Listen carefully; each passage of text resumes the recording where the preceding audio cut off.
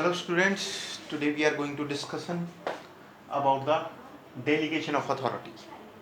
यानी कि authority means अपनी पावर को दूसरे को देना, अपनी पावर को दूसरे को प्रयोग करने के लिए देना.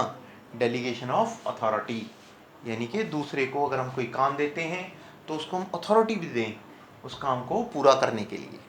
It means delegation of authority a process of entering responsibility, a process of entering responsibility and authority to the subordinates, a process of entering responsibility and authority to the subordinates and creating accountability.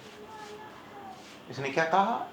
A process of entering responsibility यानी कि responsibility and authority to the subordinate, यानी कि एक ऐसा process है delegation of authority जिसमें हम responsibility और अथॉरिटी हम अपनी सबऑर्डिनेट को, यानी कि जो हमारे नीचे काम करता है, यानी कि अगर कोई मैनेजर है तो मैनेजर अपनी पावर, अपनी रिस्पॉन्सिबिलिटी का कुछ पार्ट और अथॉरिटी का कुछ पार्ट किसको देता है? अपने असिस्टेंट मैनेजर को, अपने से नीचे काम करने वाले वर्कर को अपनी रिस्पॉन्सिबिलिटी और अथॉरिटी देता है. एंड क्रिएटिंग अकाउंटेबिलिटी, और जवाबदेही भी क्रिएट करता है, और जवाबदेही भी क्रिएट करता है. Accountability and creating accountability on those employees who are entrusted, जिसमें entrusted रिस्पॉन्सिबिलिटी एंड अथॉरिटी, और उन एम्प्लॉइयों को जिनको वो काम देना चाहता है उनकी रिस्पॉन्सिबिलिटी और अथॉरिटी के लिए भी उनको जिम्मेदार ठहराया जा सकता है. यानी कि अगर वो रिस्पॉन्सिबिलिटी और अथॉरिटी अपनी सबऑर्डिनेट को देगा तो उनकी अकाउंटेबिलिटी भी उनको देनी पड़ेगी, और उनको एम्प्लॉइयों को अकाउंटेबिलिटी एक्सेप्ट करनी पड़ेगी कि जवाबदेही, अगर कोई गड़बड़ होती है कंपनी के अंदर तो सबऑर्डिनेट की जिम्मेदारी है. नेक्स्ट देखते हैं.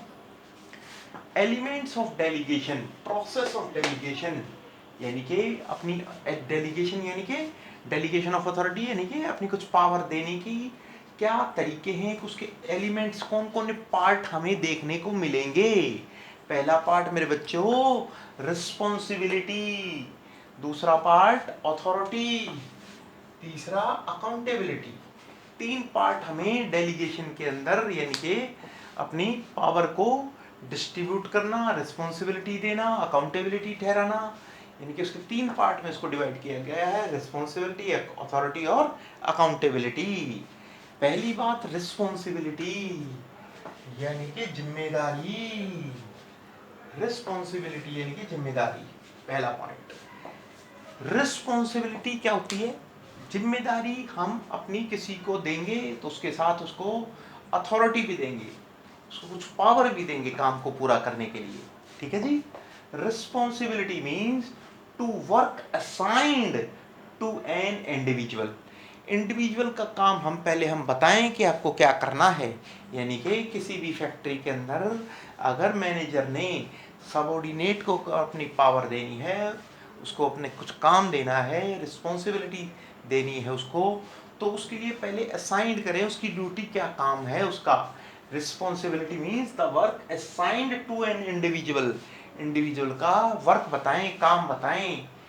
It includes all the physical and mental activities, यानी कि उसको पूरे तरीके से कंट्रोल करना, यानी कि फिजिकली और मेंटली उसको सारी चीजें, उनकी एक्टिविटी को इंक्लूड किया जाता है. To be performed by the employees at the particular job position, यानी कि एम्प्लॉय को, यानी कि अपने अंडर काम करने वाले जो भी हमारा एम्प्लॉय है, कोई भी हमारे अंडर जो काम करता है उसको हम रिस्पॉन्सिबिलिटी देंगे तो उसमें सारी चीज़ें फिजिकल और मेंटल एक्टिविटीज़ की उसकी परफॉर्मेंस को भी देखा जाएगा.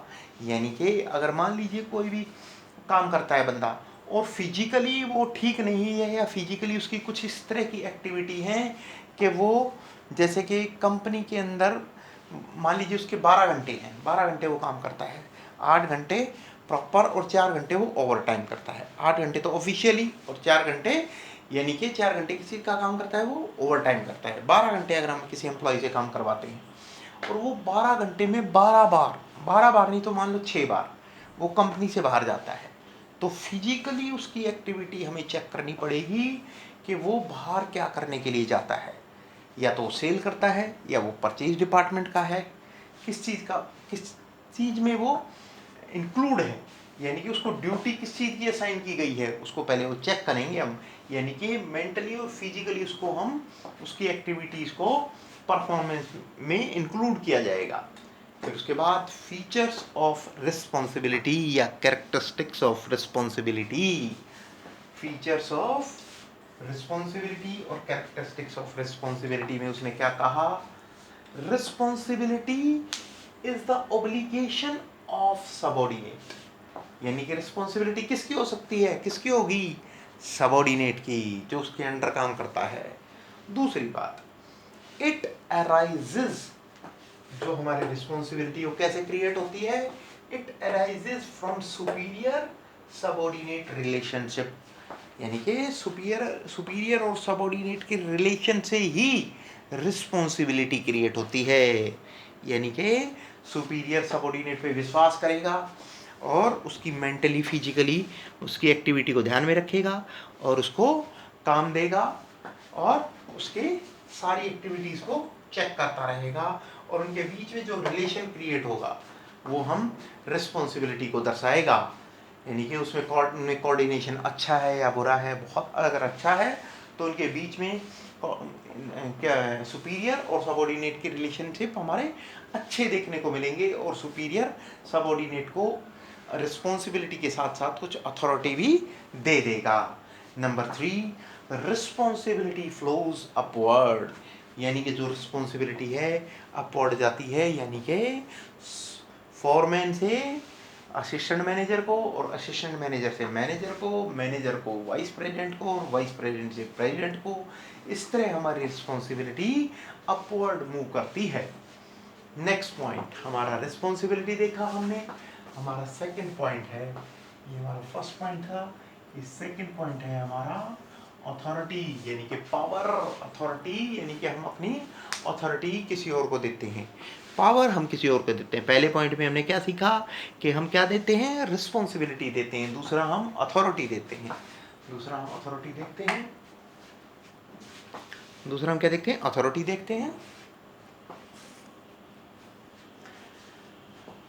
When manager are passing their responsibility, जब मैनेजर अपनी रिस्पॉन्सिबिलिटी पास करता है, किसको, सबऑर्डिनेट को देता है, to the subordinate they also pass some of the authority to the subordinate, यानी कि अगर हम अपनी सम रिस्पॉन्सिबिलिटी, कुछ रिस्पॉन्सिबिलिटी हम अपने सबऑर्डिनेट को देते हैं तो उसके साथ साथ हमें उसको कुछ अथॉरिटी भी देनी पड़ेगी, यानी कि पावर देनी पड़ेगी, उस काम को पूरा करने के लिए हमें उसको क्या देनी पड़ेगी, अथॉरिटी देनी पड़ेगी। नेक्स्ट पॉइंट है अथॉरिटी के फीचर्स क्या हैं, ये हमारे 7 फीचर हैं। पहला पॉइंट उसने क्या कहा, in a formal organisation authority arises, यानी कि जो अथॉरिटी क्रिएट होती है या राइज होती है वो किस में होती है, in a formal organisation authority arises. Formal मैंने बताया था, फॉर्मल इनफॉर्मल, फॉर्मल यानी कि रिटर्न में, प्रॉपर वे में, यानी कि फाइल टू फाइल, यानी कि एम्प्लॉय टू एम्प्लॉय, उसमें हमारा कोई भी रिकॉर्ड जाता है या कोई हमें कोई ऑर्डर पास कराना होता है, यानी कि फॉर्मल तरीके से रिटर्न में जाना होता है। और इनफॉर्मल हमारा क्या था कि गॉसिप्स के द्वारा, यानी कि बातों के द्वारा हमें कोई भी बात एक दूसरे को पहुंचाते हैं, तो वो इनफॉर्मल तरीका होता है। तो इसने क्या कहा, जो अथॉरिटी है वो फॉर्मल ऑर्गेनाइजेशन के अंदर होती है। जब फॉर्मल ऑर्गेनाइजेशन यानी कि रिटर्न में फाइल टू फाइल आगे पास होगा तो वो अथॉरिटी क्रिएट होती है वहाँ पे। Number 2, authority refers to right to take decision, यानी कि अथॉरिटी क्या दर्शाता है हमें कि राइट टू टेक डिसीजन, यानी कि ठीक डिसीजन ले सकते हैं हम, किसके द्वारा, अथॉरिटी के द्वारा। अगर हमें अथॉरिटी हमारे पास है किसी काम को करने की तो राइट डिसीजन हमारा लिया जा सकता है। नेक्स्ट पॉइंट देखते हैं, नंबर 3, अथॉरिटी डिटरमाइन सुपीरियर और सबऑर्डिनेट रिलेशंस। अथॉरिटी हमें क्या शो करता है? हमारे सबऑर्डिनेट और सुपीरियर के बीच के रिलेशन को दर्शाता है। Next point number 4, authority is restricted bye law and rules and regulations, यानी कि पाबंदी देती है, पाबंदी लगाती है law and rules and regulation के द्वारा कि आप इतनी ही पावर, इतना ही अथॉरिटी दे सकते हो अपने सबऑर्डिनेट को जितना उसे काम को पूरा करने के लिए जितनी अथॉरिटी चाहिए होती है, उतनी ही हम अथॉरिटी उसको ट्रांसफर करते हैं by law and by order. Next number 5, authority जैसे फॉर एग्जांपल हमें हमारा कोई भी जो मैनेजर है अपने असिस्टेंट मैनेजर को कम अथॉरिटी देगा, असिस्टेंट मैनेजर फॉरमैन को कम अथॉरिटी देगा। अपने मैनेजर अपनी सारी जो अथॉरिटी है, सारी पावर अपने असिस्टेंट मैनेजर को नहीं देगा। इसलिए bye law and rules and regulations अपनी एक लिमिटेड अथॉरिटी ही उसको ट्रांसफर की जाएगी। Number 5, authority arises from the scalar chain, यानी कि स्केलर चेन मैंने बताया था आपको। स्केलर चेन अगर मान लीजिए A B C D E F G, अगर ए को जी को कोई इंफॉर्मेशन देनी है तो पहले इधर से इधर आना पड़ेगा, ये तरीका गलत है। तो ये उसने कहा स्केलर चेन, यानी कि पहले प्रेसिडेंट वाइस प्रेसिडेंट को पावर देगा, अथॉरिटी देगा, वाइस प्रेसिडेंट मैनेजर को, मैनेजर असिस्टेंट मैनेजर को, और असिस्टेंट मैनेजर फॉरमैन को, और फॉरमैन वर्कर को, यानी कि अथॉरिटी स्केलर चेन के रूप में जाती है। Next, authority flows downward from superior to subordinate, यानी कि सुपीरियर से सबऑर्डिनेट तक की हमें अथॉरिटी फ्लो करती है। Next number 7, authority must be equal to responsibility, यानी कि जो हमारी अथॉरिटी है मस्ट बी इक्वल, मतलब बराबर तरीके से सब में रिस्पॉन्सिबिलिटी सभी की है। अगर अथॉरिटी सब लेंगे तो रिस्पॉन्सिबिलिटी भी सबको बराबर हिस्से में बियर करनी पड़ेगी। तो ये हमारे 2 पॉइंट थे। डेलीगेशन ऑफ अथॉरिटी में हमने 3 पॉइंट किए, रिस्पॉन्सिबिलिटी, अथॉरिटी, अकाउंटेबिलिटी। रिस्पॉन्सिबिलिटी और अथॉरिटी मैंने करा दिया, और अभी हम अकाउंटेबिलिटी करेंगे। Okay students, see you in next video. If you have any doubt you can call me.